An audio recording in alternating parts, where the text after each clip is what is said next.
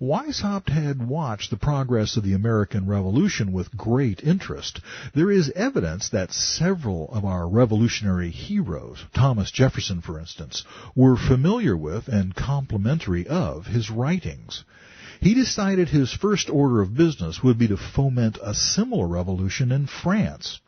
In 1784, he issued orders to his agent Maximilien Robespierre to begin preparations. The entire plan was put into book form by a German named Zwack, but the book fell into the hands of the authorities when the dispatch rider carrying it to France was struck by lightning. You can't say God wasn't trying to help us figure it out.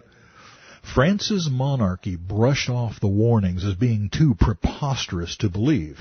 Oops. But the Bavarian government was sufficiently alarmed. They raided the Lodges of the Grand Orient, as they were then known, and outlawed the Illuminati in 1785, publishing the details of the conspiracy a year later. This document reached all the heads of state of Europe, who promptly dismissed it as hysterical paranoia. Weishaupt, driven underground in Bavaria, began efforts to infiltrate secret societies like the Freemasons. A high-degree Mason in the Scottish Rite, John Robison, got far enough inside to learn the truth.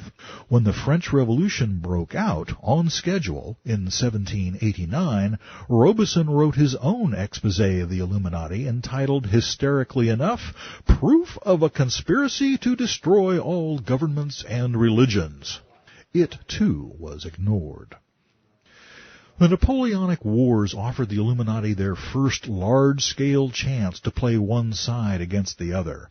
International bankers controlled by the group bankrolled both Britain and France. An inventive twist was introduced when the English press falsely reported that Napoleon had won the Battle of Waterloo. The London stock market crashed, and the very bankers who were making so much money propping up the war effort were able to buy up vast holdings in English commerce for pennies on the pound. This move amply demonstrated the value of controlling the news media. Weishaupt died in 1830. The reins of the Illuminati conspiracy were taken up by Italian revolutionary Giuseppe Mazzini, who ran the organization from 1834 until his death in 1872. Mazzini, in turn, recruited an American general named Albert Pike, who was fascinated with the concept of one world government, the Novus Ordo Seclorum, or New World Order, as it is known. He eventually rose to lead this insidious Luciferian society. In the late 1840s, separate Illuminati factions sponsored and directed two competing philosophical theories calculated to ultimately divide large segments of humanity into warring factions. The first was the Communist Manifesto, penned by Karl Marx. Its antithesis was written by another German, Professor Karl Ritter of Frankfurt University, whose ideas were further developed after his death by Friedrich Nietzsche. Albert Pike used these source materials to formulate a military blueprint designed to bring the Illuminati's goals to ultimate fruition.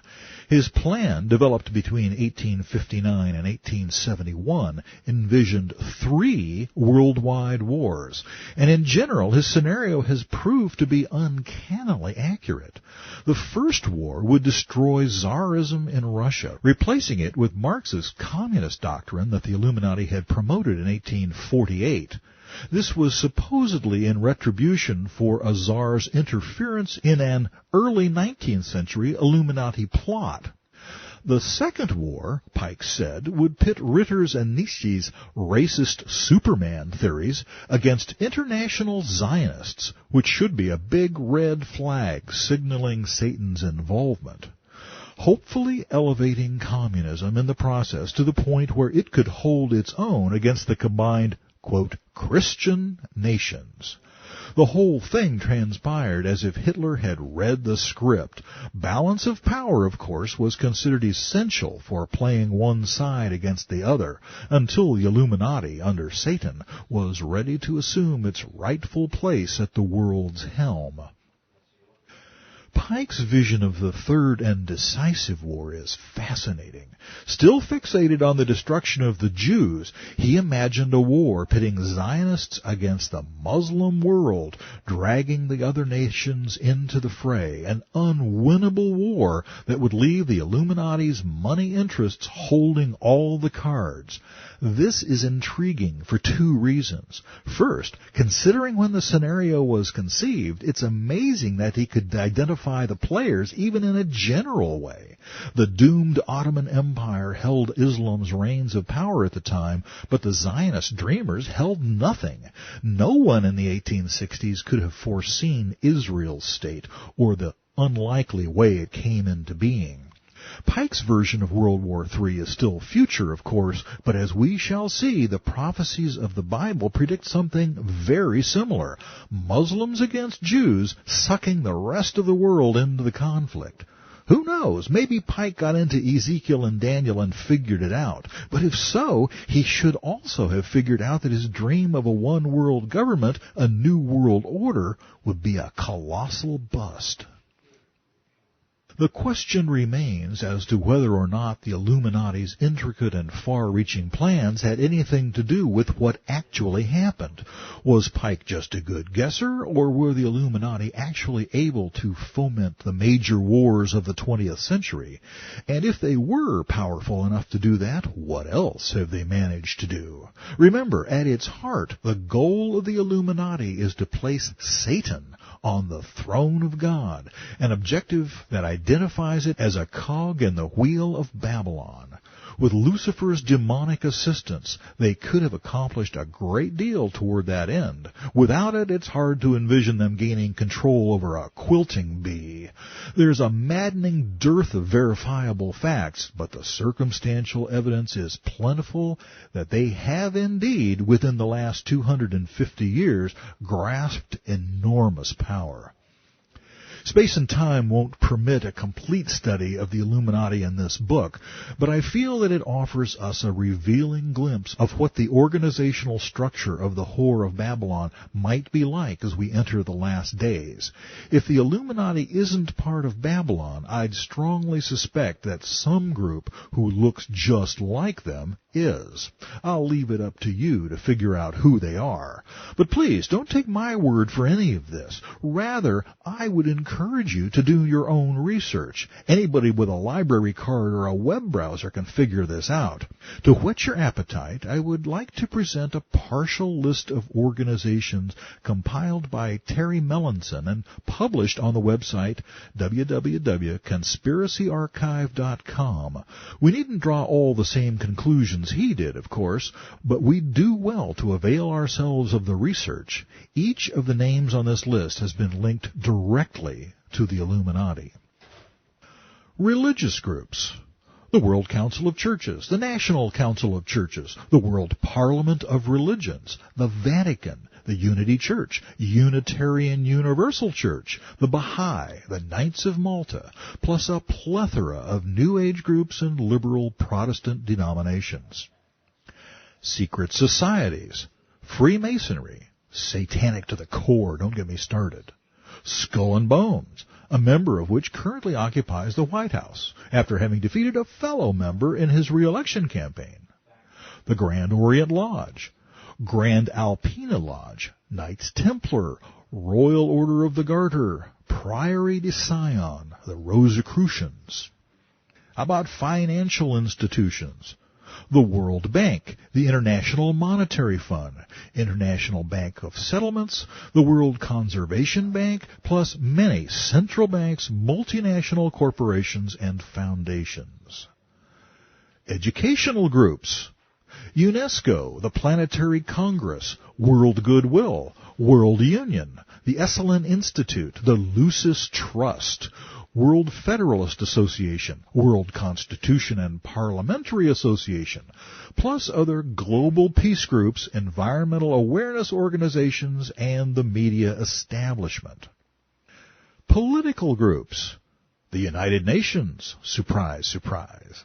the Council on Foreign Relations, the Trilateral Commission, the Club of Rome, Bohemian Grove, Aspen Institute, the Communist Party, plus regional federations like NATO, the EEC, and international labor unions.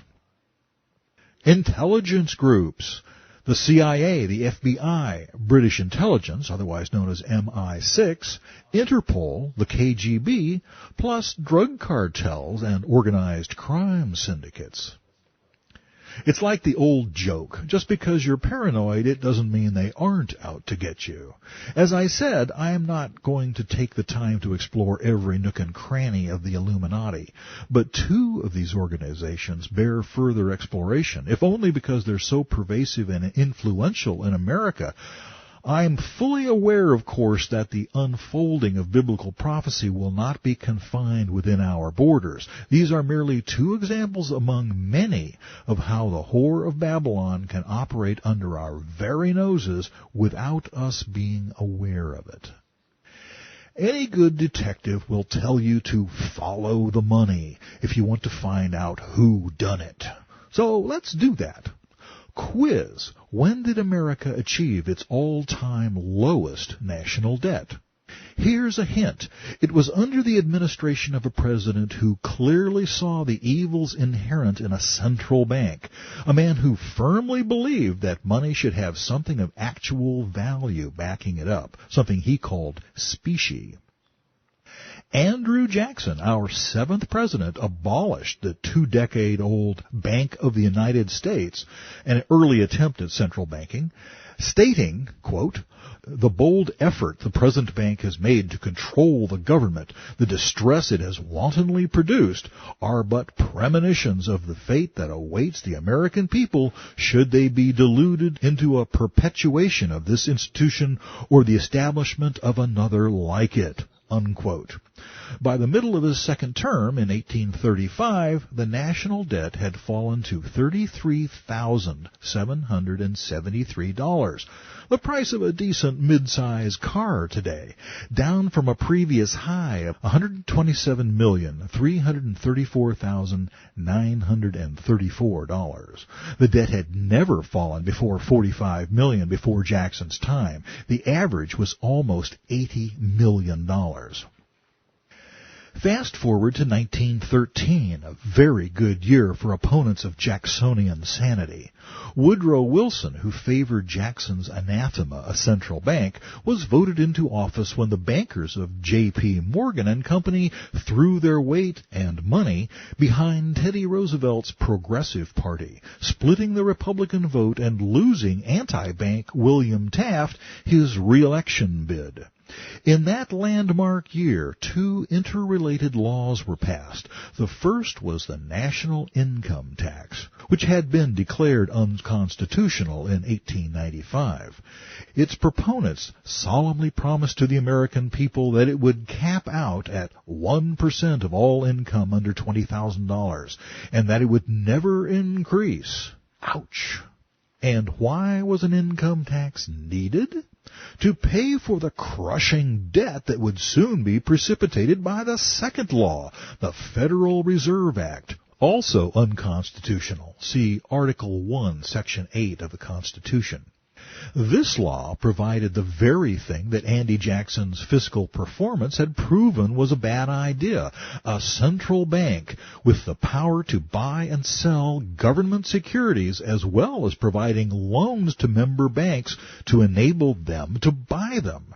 This, of course, gave the bankers, read the Illuminati, a strong motive for finding ways to increase the national debt. Note that there is nothing federal about the Federal Reserve System. It is privately owned by its member banks.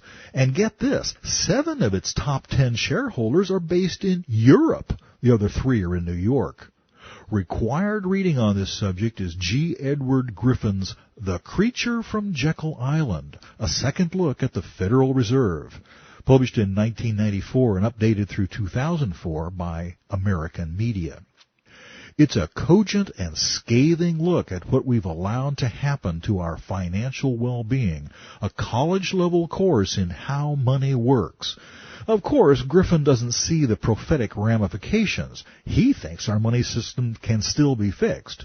It can't, and it won't be.